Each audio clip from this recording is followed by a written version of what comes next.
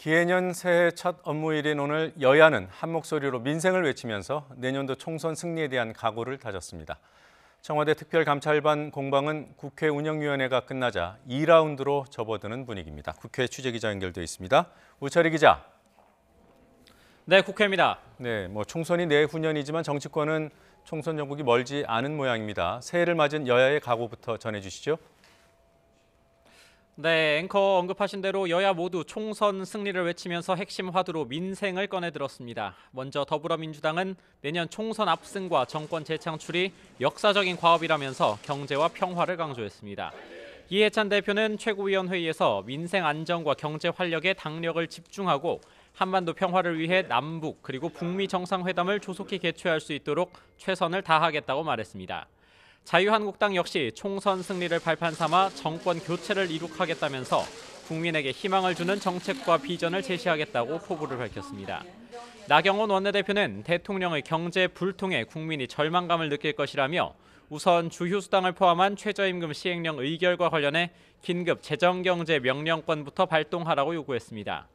바른미래당 손학규 대표는 경제가 IMF 이후 최대 위기인데 정치권은 바뀐 게 없다면서 국민 통합과 민간 부분 활성화를 위해 연동형 비례대표제 핵심으로 하는 선거제 개혁을 강조했습니다.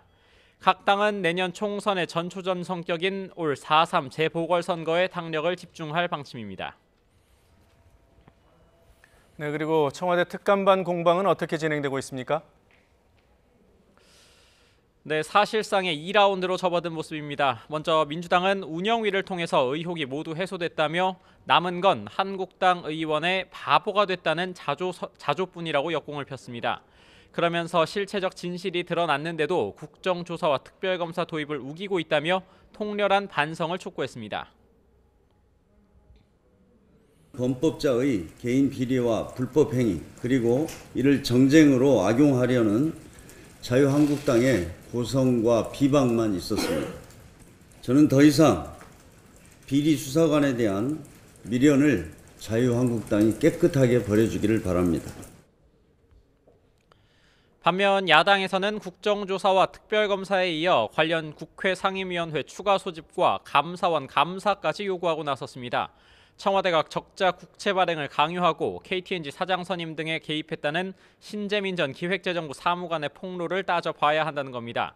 한국당은 문재인 정권이 사찰 정권, 위선 정권, 재정 조작 정권이라며 실체를 밝히기 위해 기획재정위 소집이 꼭 필요하다고 주장했습니다.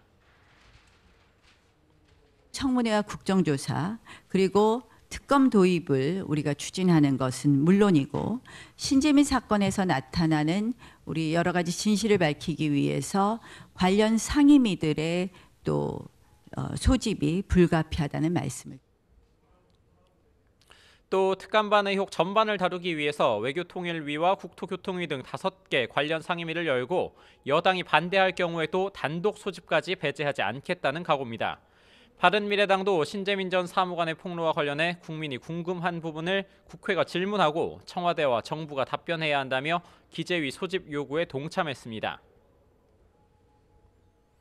기재부는 이 문제를 두고 무조건 부인하고 덮으려고만 할 것이 아니라 국회 기재위를 통해서 국민들이 가지고 있는 의문점을 밝혀야 합니다. 다만 한국당이 주장하는 국정조사는 상호 고발이 얽힌 상황에서 일단 검찰 수사를 지켜본 뒤에 결정해야 한다며 입장을 유보했습니다. 연말 전국을 뜨겁게 달궜던 특감반 의혹 공방이 2라운드로 본격 접어드는 모양새입니다. 지금까지 국회에서 YTN 우철입니다.